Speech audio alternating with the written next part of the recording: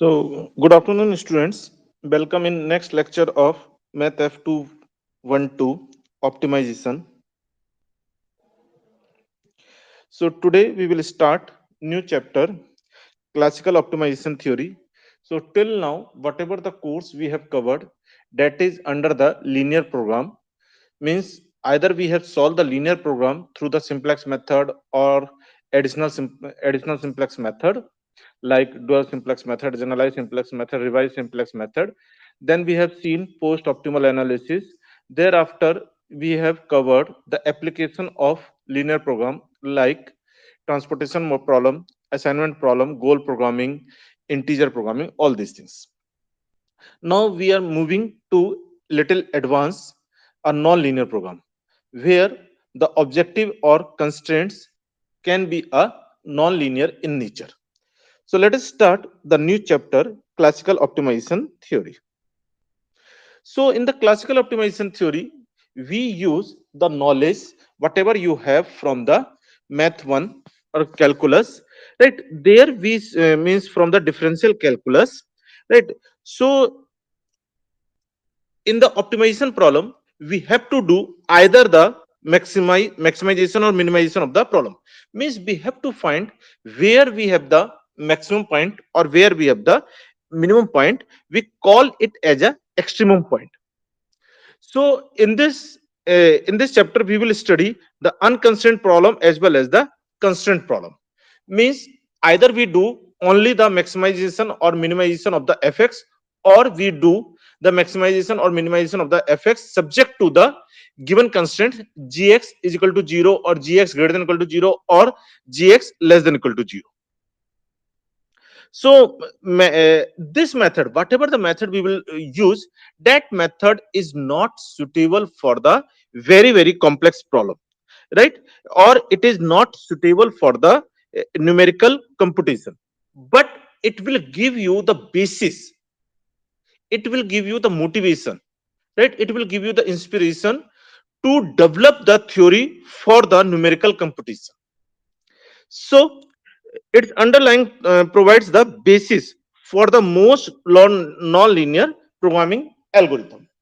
So in this case, uh, we will study only the basis to solve the non-linear programming algorithm. So here we develop, in this chapter we develop the necessary condition and the sufficient condition to determine the unconstrained extrema, means to determine the maxima or minima of the unconstrained problem. And thereafter we develop the Jacobian or Lagrangian method when we have the constraint problem with equality constraint. Then after we develop the KKT condition. KKT condition is cross Cohen Turker condition, right? So with this with the help of the KKT condition, we can find the extremum for the constraint problem with inequality constraint, right? With inequality constraints. So in this way we proceed for the in the chapter. So let us start with the unconstrained problem. So very unconstrained problem means we have the problem either the maximize z is equal to fx or minimize z is equal to fx, and x can be the vector. X can be the vector having the variable x1 x2 xn. The extremum point for the function fx defines either the maxima or minima of the function. Means if we have the maxima, so we have shape like this. If we have the minima, we have the shape like this. So what is the nature of this f? If you assume the univariate, right? So let's say it is the x naught point, it is the x naught point. And this is the x naught, this point is the x naught plus h, x naught plus h, and this point is the x naught minus h.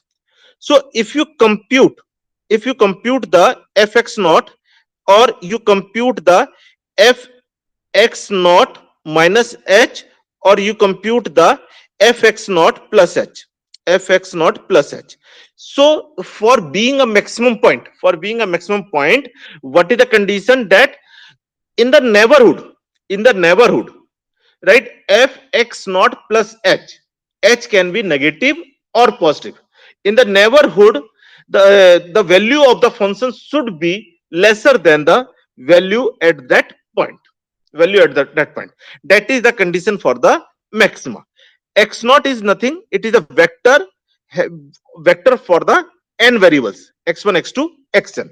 So we say it is a maximum when f of x naught plus h less than equal to fx naught, where h is what? A small increment, right? Sufficiently small increment in each variable. So x naught is the maximum if the value of every point in the neighborhood of x naught does not exceed the fx naught. In the similar fashion, in case of the minimization, let's say this is the x naught, this is the x naught plus h, and this is x naught minus h, and this is the x naught plus h. So if you compute the f, right, so this fx naught must be lesser than the value of x in the neighborhood. So from the figure, it's I think it is clear, right? How to recognize the minima or maximum point. So now our duty is what? To determine the point x naught. Clear or any doubt? So for the given function, we can have the shape like this. Let's say this is the fx graph of the fx. So in this case, we know that from the calculus we know that at the extreme point f dash x is equal to 0. What is this? This is the gradient. This is the gradient of f. So f dash x is equal to 0.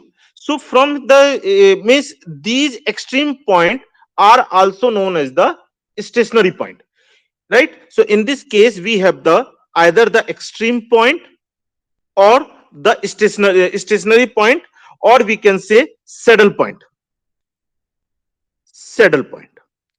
right? Saddle point or point of inflection.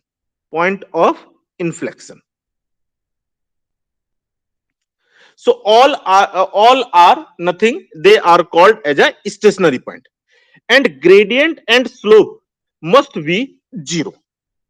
You know that for the stationary point, the gradient or slope must be 0, must be 0.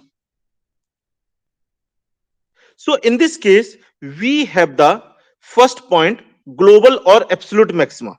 Where we have the global or absolute maxima means in the whole domain, in the whole domain where we have the maximum value. So that is the global maxima, right? That is the global maxima. Clear? Or absolute maximum. Then we have the local or relative maxima. So local or relative maximum means this is the local, right? This is the local. So at these points we have the maximum value, right? Because at this point it has the highest value as compared to neighborhood points, as compared to the neighborhood points. So these are known as the local maxima. Then after we have the global minima and local minima. So in the figure you can recognize where we have the global minima. So this is your global minima, right? This is the global minima, and this point is the local minima, local minima, right? Similarly, then after we have the other other points also, strong maxima and weak maxima or minima, right? So if we have the point, if we have the point, so this is the strong, this is the strong. If we have the point, right, if it is the maximum at one point, then we say it is the strong. But here we have the similar value. Generally we see na that f of x naught plus h must be less than equal to fx naught. So for many value, if it is the equal, then we say it is the weak maxima, right? So here we have the weak maxima, here we have the strong weak minima, and here we have the strong minima. Then after then after last we have the inflection or the saddle point. So when the problem is univariate, single variable, then that point is termed as point of inflection. If it is the multivariate x1 x2 xn, then we say the saddle point, right? At that time we do not say the point of inflection, at that time we say the saddle point, right? Point of inflection and saddle point both are the same thing, only the difference is one is used only for the univariate problem and other is used for the multivariate problem. So at this point, so this is the point of inflection, right? This is the point of inflection because it is the univariate problem. So here we have the point of inflection. Point of inflection means this point is neither minima nor maxima. This point is neither minima nor maxima, but gradient is zero, slope is zero. Here on one side the value is decreasing, on the another side value is increasing. So here, right, in case of the maximization, on both sides the values of f is decreasing. In case of the minimization, the values of f is increasing on both sides. But in case of the point of inflection, on one side the value of the f is decreasing, on the another side the value of the f is decreasing. But at that point the del f means at that point f dash is equal to 0. So that is known as the point of inflection. For example, in the normal curve, in the normal distribution, you have seen we have the point of inflection at the mu plus minus sigma. Clear all these terms? Hardik, Siddharth, it's clear. Yes, Yes, sir. sir. Now, so as I have told you in the introductory part, here we develop the necessary and sufficient condition to recognize where we have the extreme point, maximum, minima, or the point of inflection for the unconstrained problem. Thereafter we develop the Lagrangian condition or Lagrangian method for the equality constraint, then KKT condition for the inequality constraint. So here the first is the necessary and sufficient condition. This section develop the necessary and sufficient condition for n variable function. It is the multivariable function fx to have the extremum. It is assumed that first and second partial derivative of the fx are continuous for all x. Means if you compute the del 2 f upon del x1, del 2 f upon del x2, and del 2 f upon del xn, or del f by del x1, del f by del x2, and del f by del xn must be continuous when x is equal to, it is a vector of n variables, x1 x2 xn. So it to write the necessary and sufficient condition, it is necessary that first and second partial derivative with respect to all variables must be continuous. So what are the condition? So condition is necessary condition for x naught to be extreme point. To be extreme point means extreme stationary point, right? Stationary point. So here a stationary point means maxima minima point of inflection of fx is that gradient of the f at x naught must be 0. Gradient, this is the sign of the gradient. Gradient of f at x naught must equal to 0. So that is the necessary condition. What is the sufficient condition? A sufficient condition for stationary point x naught to be extremum is that Hessian matrix. If you compute the Hessian matrix H evaluated at x naught satisfy the following condition. If Hessian matrix is positive definite, then x naught is the minima. If Hessian matrix is negative definite, then x naught is the maximum point. In general, if Hessian matrix is indefinite, we have the saddle point. X naught is the saddle point. So these are the general condition, right? These are the condition, sufficient condition for being a point x naught to be a minimum, maximum, or the saddle point. Means if the Hessian matrix is the positive definite, then we have the minimum point. If Hessian matrix is negative definite, then the point is the maximum. If the Hessian matrix is indefinite, then the point is the saddle point. So now question arises, what is the Hessian matrix and what is the meaning of the positive definite or negative definite? So Hessian matrix we define, right? Hessian matrix at the x naught we defined by the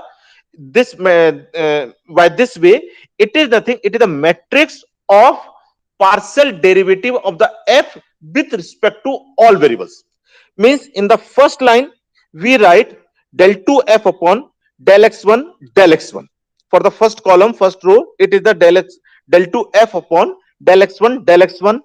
Then it is the del 2 f upon del x1 del x2, because it is the for the first variable, for the second variable, for the third variable, for the first variable, for the second variable, for the third variable. So here we compute the Hessian matrix, right? Here we compute the Hessian matrix using the partial derivative at the x naught.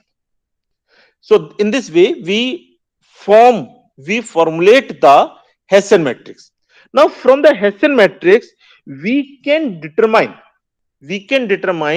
whether this Hessian matrix is positive definite or negative definite or indefinite.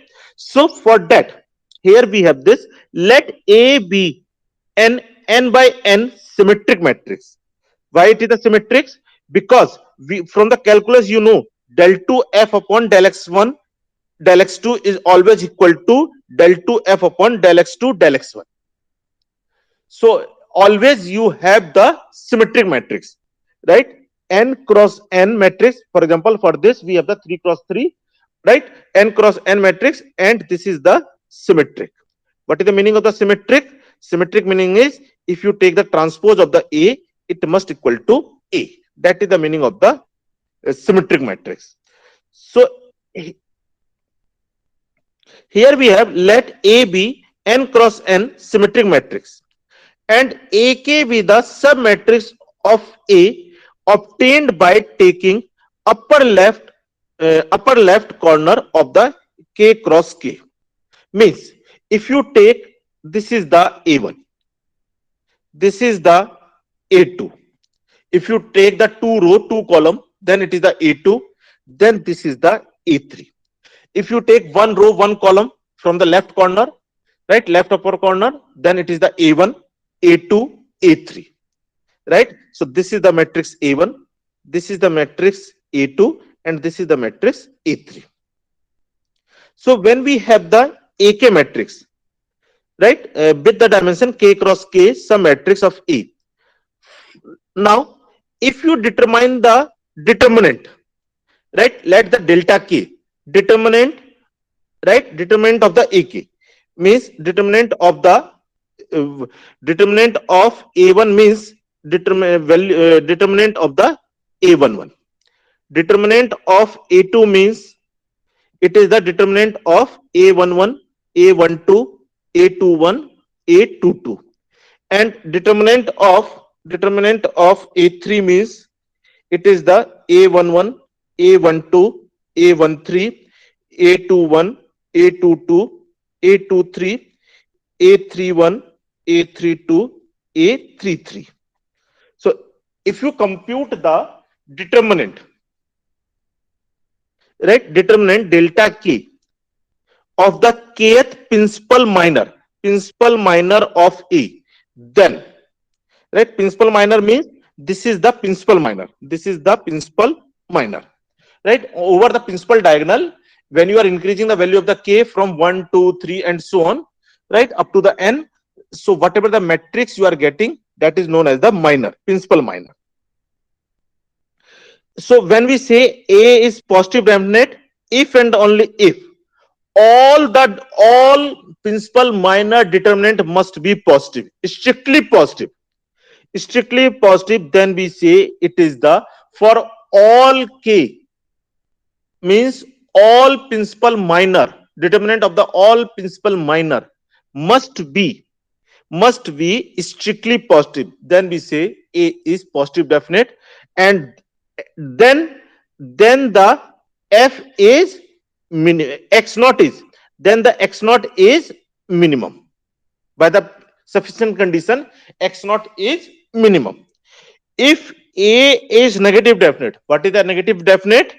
Means if the determinant alternatively negative positive, right? If the determinant of principal minor is alternatively negative positive, then we say x naught is negative definite. At that time x naught is the maxima.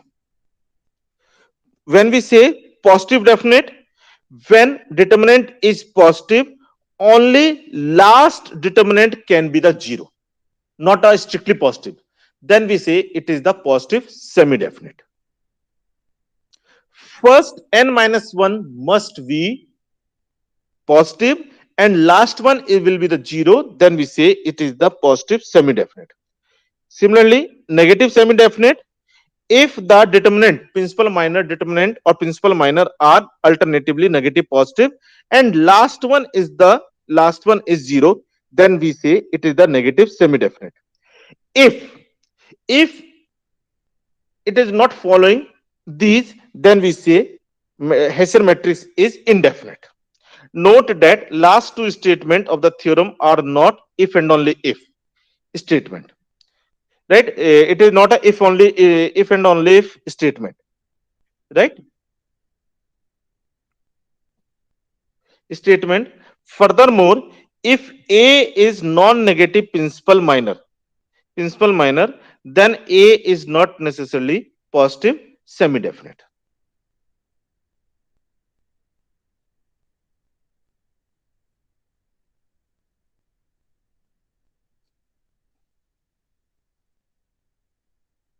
Means if the in between we have the zero in the principal minor, if in between we have the zero, means for example for this k, if it for this k let's say it is zero, then it is not necessary, it is the semi indefinite.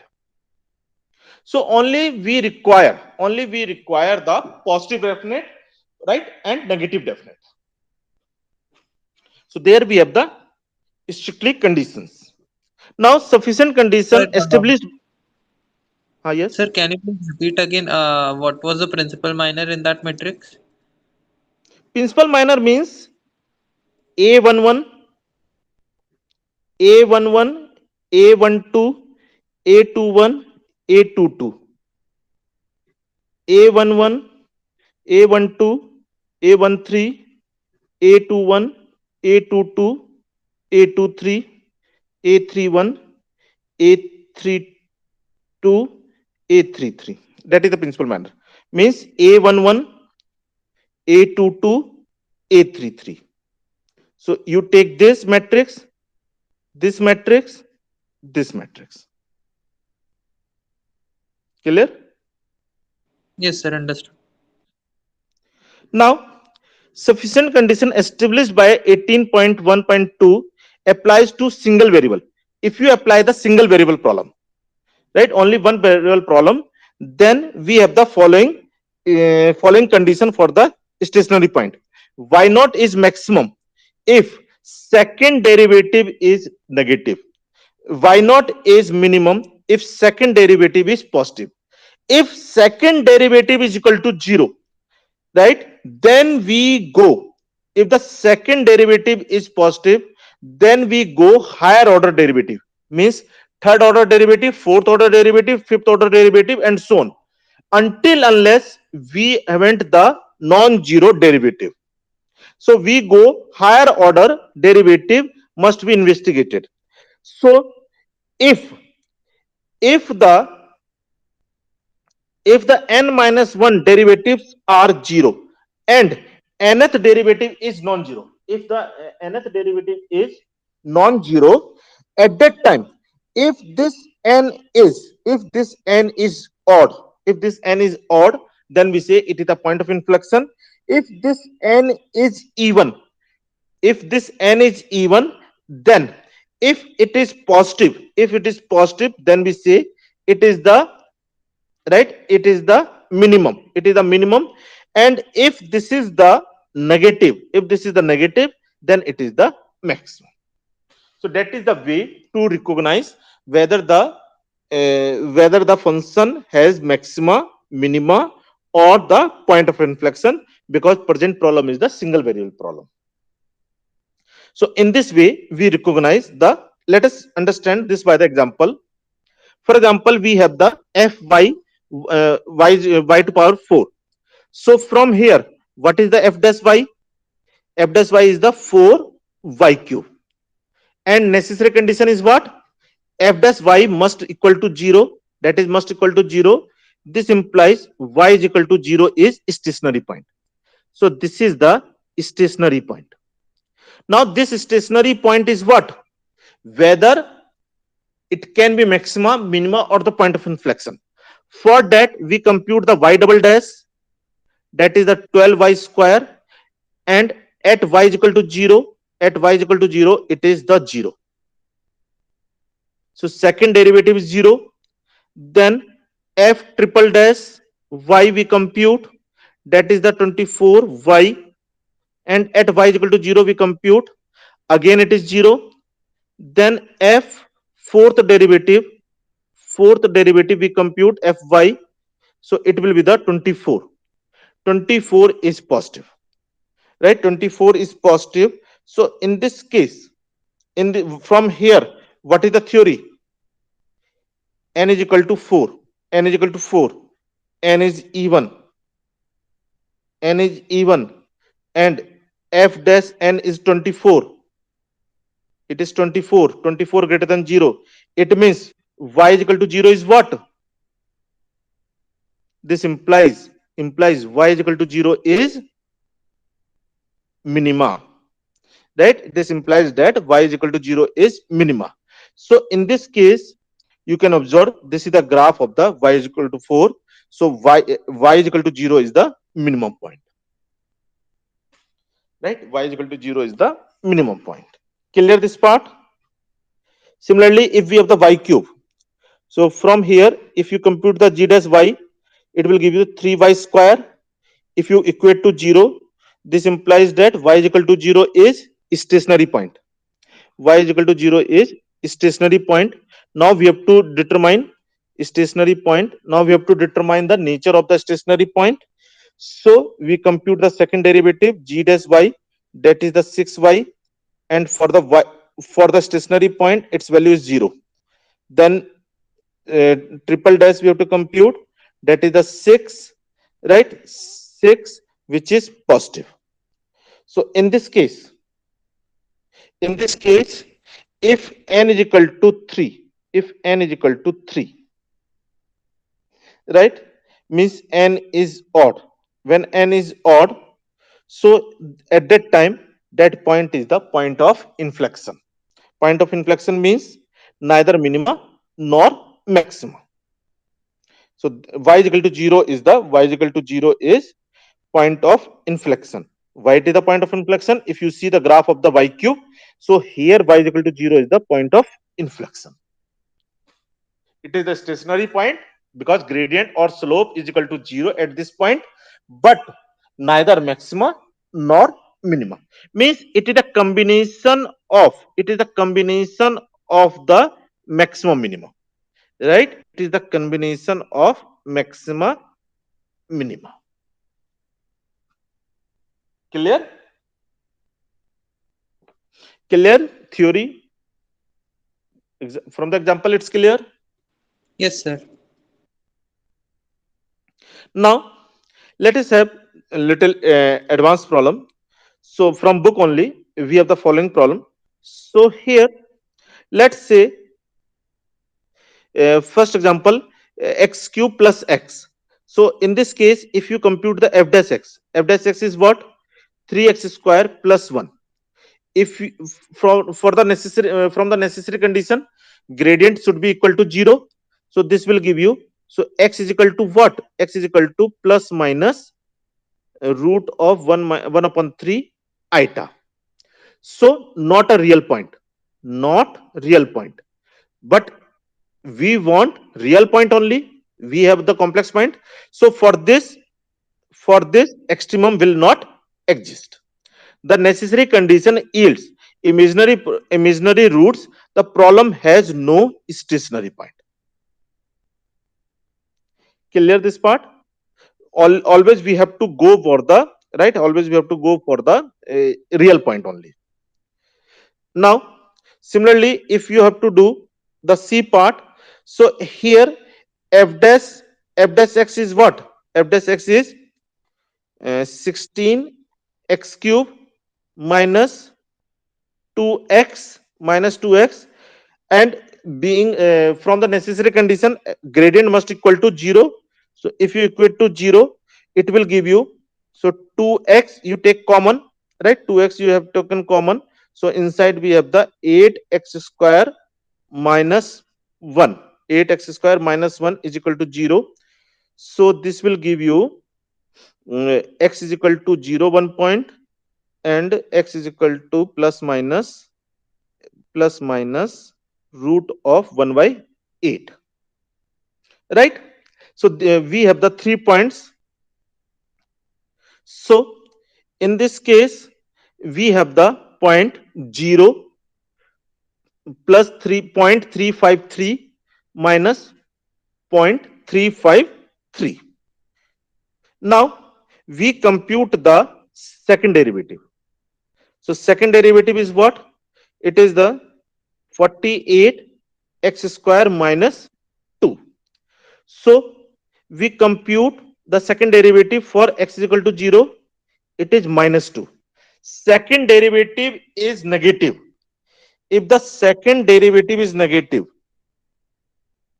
for the single variable, if the second derivative is negative, what it implies? Y naught is maxima, right? Y naught is maxima. Similarly, if you compute this for the 0.353 and the same for the 0.3 minus 0.353, so if you compute the second derivative for the 0, for the 0.353, for the minus 0.353, you can observe we have the positive, we have the positive. So from the negative, conclusion is maxima. From the negative, conclusion is minima. Conclusion is minima. So what can be the shape? Here the I have drawn the this function, given function, through MATLAB. So here you can see we have the shape. So at this point we have the maxima. At this point we have the minima, right? So here we have the x is equal to 0, and here we have the x is equal to minus 353, and here we have the x is equal to 0.353, right? So this is the shape of the given function. So here you can observe, right? And this I have drawn through the MATLAB. So just to visualize, right? Just to visualize how the maxima minima for the particular function exist. Clear? In the exam we will not ask you to Yes. draw the figure, just to visualize here what is the minimum of the maximum, minimum, or minimum here. Let us have e problem. So in this case we have the fx is equal to 6x to power 5 minus 4x cube plus 10. So from here first we compute the f dash x. So f dash x will be 30 x to power 4 minus 12x square, right? 12x square, and then we compute the f double dash. So it will become 120 x cube minus 24x. And when we equate this as a 0, you will get the extreme point. Right? The same procedure we have to do for every question. So here we have the del f by del x. So from here you will get the x is equal to 0 and plus minus 0.63.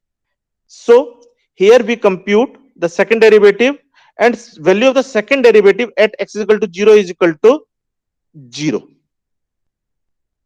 Right? If it is 0, then we compute the third derivative. And for the third derivative, it is negative. For the third derivative, it is negative. So when the third derivative is negative,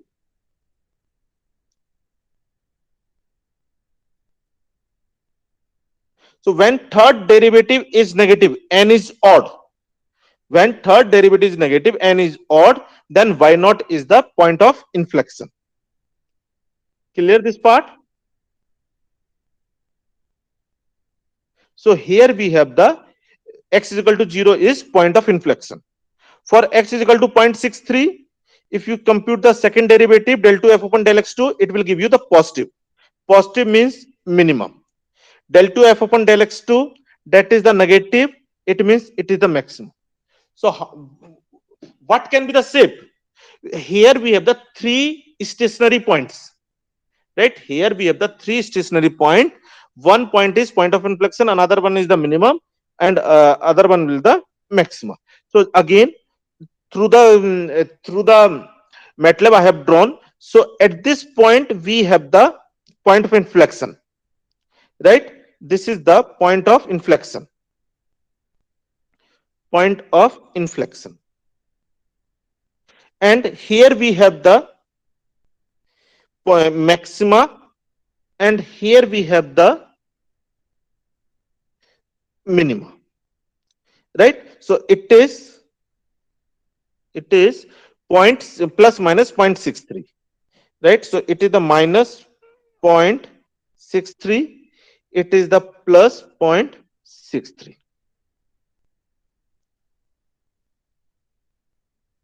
Line is clear na? Line is visible na? This shape is clear na? Yes, sir. Right? Means when we say na, it is the point of inflection, means here we have the shape like this or shape like this. So that is the point of inflection.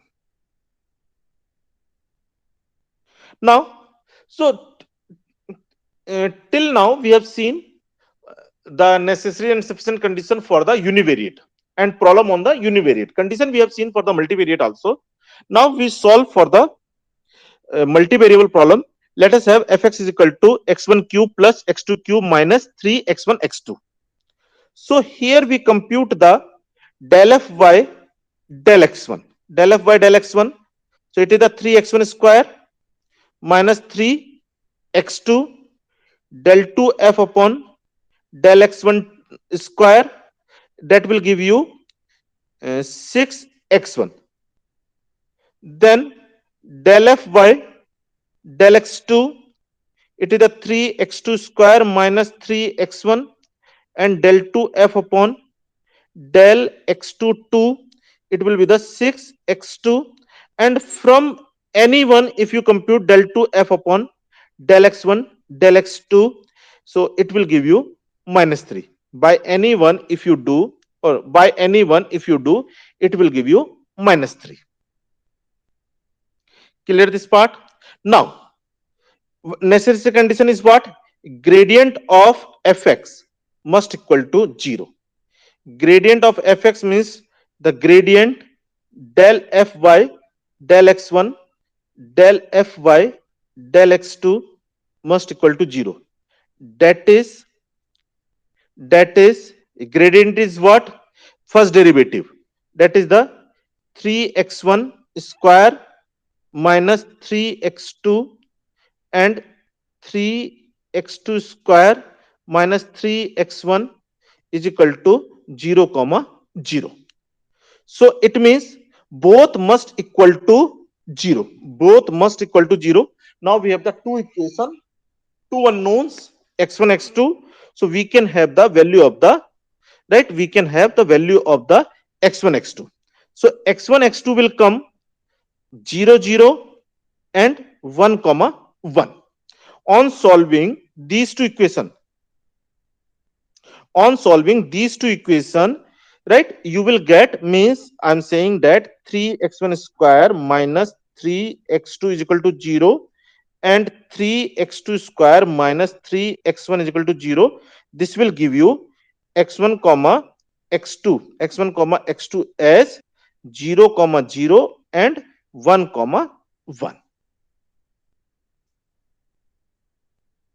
So these two are the stationary point, stationary point.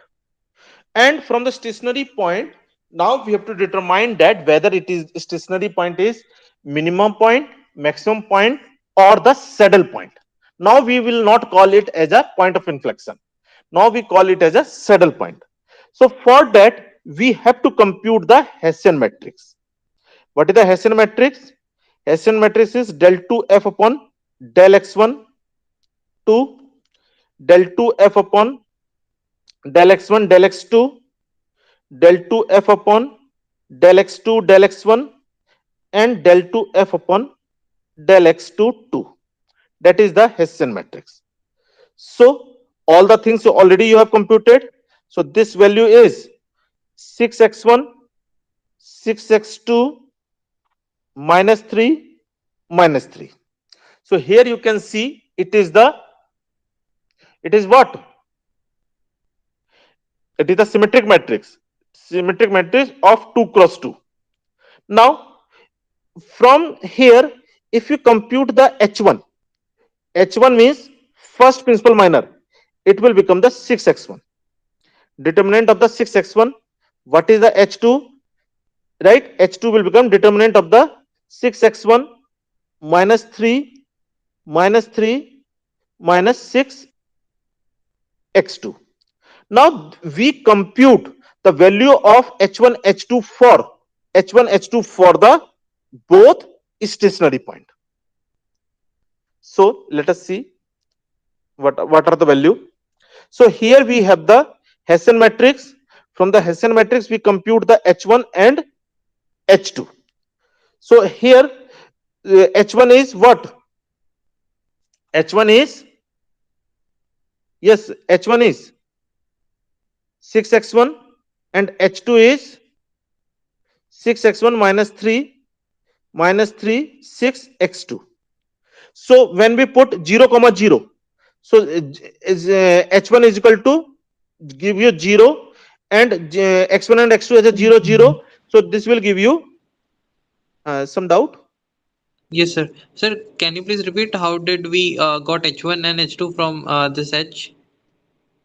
1 by 1 matrix, Oh, okay, okay, okay, okay. 2 by 2 matrix. Over the principal diagonal, just you increase the dimension. From the left upper corner, just you take the sub matrix. Understood. Right, now you put the value 0 comma 0. So 0 comma 0, so this will come the 0, this will come minus 9. Right, when we put 1 comma 1, so 1 comma 1, it will give you 6 and 27, means it will give you 6, right, it will give you 6. And here when we put the 1, when we put the 1, 36 minus 9, that is the 27. So in this case, by the definition,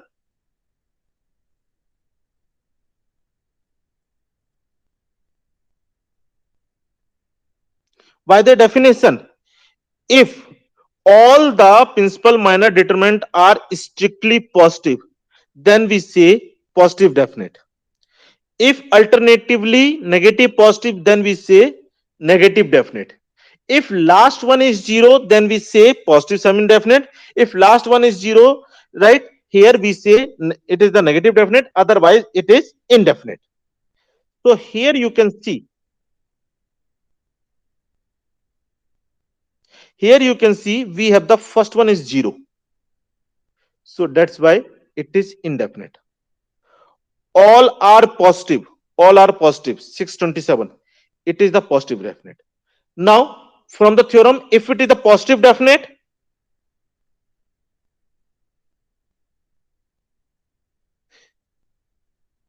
if it is the positive definite, then the point is minima. If negative definite, then the point is maxima. If it is the indefinite, then the point is the saddle point. So it means, what is the conclusion? 0 comma 0 is 0 comma 0 is, Saddle yes, point. 0 saddle point, and 1 comma 1 is the minimum point. So here it is, conclusion is written here, right? 0 comma 0 is the extreme, is not an extreme point. Not an extreme point means neither maximum nor minimum, right? And 1 comma 1 is the minimum point. So what can be the shape? So from the MATLAB we have the figure of this. So actually this is the two-dimensional figure, so little hard to understand, but here you can observe at the 1 comma 1 we have the minimum point.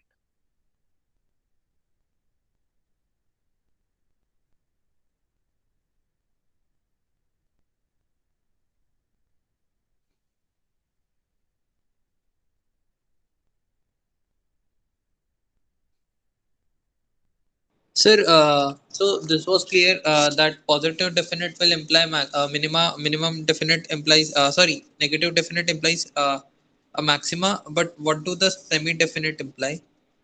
Semi definite imply मतलब weak minimum, semi positive definite और क्या बोल रहे हो? What you have asked? If it is the semi positive definite, then it is the beak, maxima beak, is strong when we have the strictly, Understood, sir. right? Similarly, uh, if it is the negative, semi positive definite, then beak, or positive definite, then strong. Clear? So the same graph I have drawn here, the contour graph. So in the contour also you can observe that at the 1 comma 1 we have the minima. After that we have the saddle point, means after that you cannot recognize where we have the things, right? Generally we have this type of the things, then we say na, that at the contour we have this the minima or maximum at this point. So both shape I have drawn through the MATLAB program.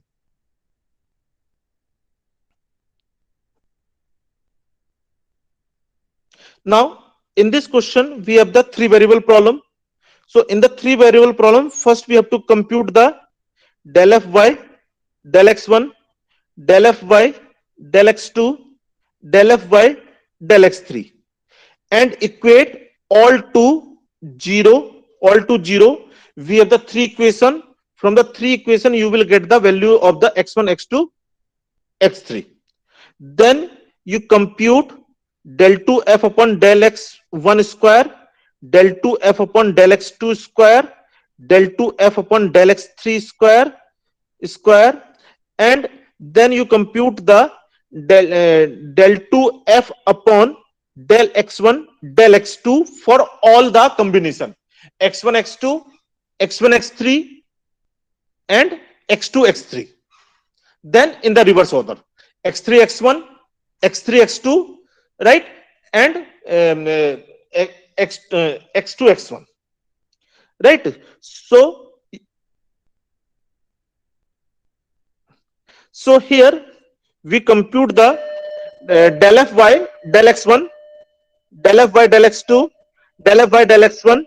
We equate to 0, we equate to 0, we equate to 0. We have the three equation. From the three equation we have the value of x1 x2 x3 as, right? We have the x1 x2 x3 as a 1 minus 4.2 1.2 1 1.2 minus 4.2.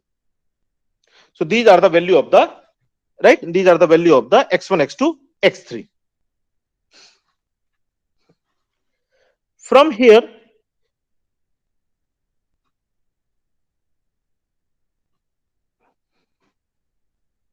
and one more value we have, that is the minus 2.82, 1.65, 1.65. So we have the three values of the x1, x2, x3 from the these three equations. I'm not going how to determine the value, that you can determine, right? That you can learn from here also, right? Just you have to compute the value of the x1, x2, x3. So after that we compute the Hessian matrix. What is the Hessian matrix? Del 2 f upon del x1, del 2 f upon del x1, del x2, del 2 f upon del x1, del x3. That is the 4, 2x3, 2x2. Then del 2 f upon del x2, del x1, del 2 f upon del x2 square, del 2 f upon del x2, del x3. Then del 2 f upon del x3, del x1, del 2 f upon del x3, del x2, and del 2 f upon del x3 square. So you have computed the Hessian matrix. From the Hessian matrix, first principal minor is 4. Second means h1 will be the 4. h2 is 4, 2x3, 2x3, 2, and h3 is complete h. Clear? That is the principal minor. Now for the value of the x1, x2, x3, for the value of x1, x2, x3, if you take x as a 1 minus 4.2, 1.2, the principal minor will come positive, positive, negative. No combination, no all positive, no alternative negative positive. Indefinite. For the x is equal to 1, 1.2 minus 4.2, principal minor is positive, negative, negative. No well defined combination, either all positive or alternatively negative positive. So again it is indefinite. Then for the point x is equal to zero point 0.2 point minus 0.2.82, 1.65, 1.865, it is the positive, it is the positive, it is the negative. Again no, so it is the indefinite. So for the indefinite, no need to write anything, just you write the indefinite. And it is a three-dimensional thing, so graphically I cannot show. Just you have to understand, these are the indefinite, these are the saddle points only. Graphically I cannot show.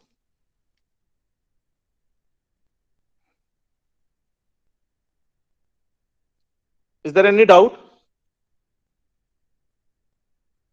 to understand No, the sir. these? Sir, can we So make use of calculator to determine x1, x2, x3 values in the exam? definitely you have to use the calculator. By hand you cannot determine this.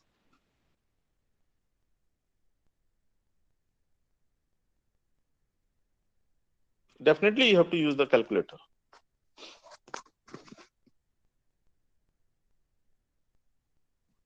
Means whatever the theorems I have discussed, all are clear. How to use the conclusion of those theorem.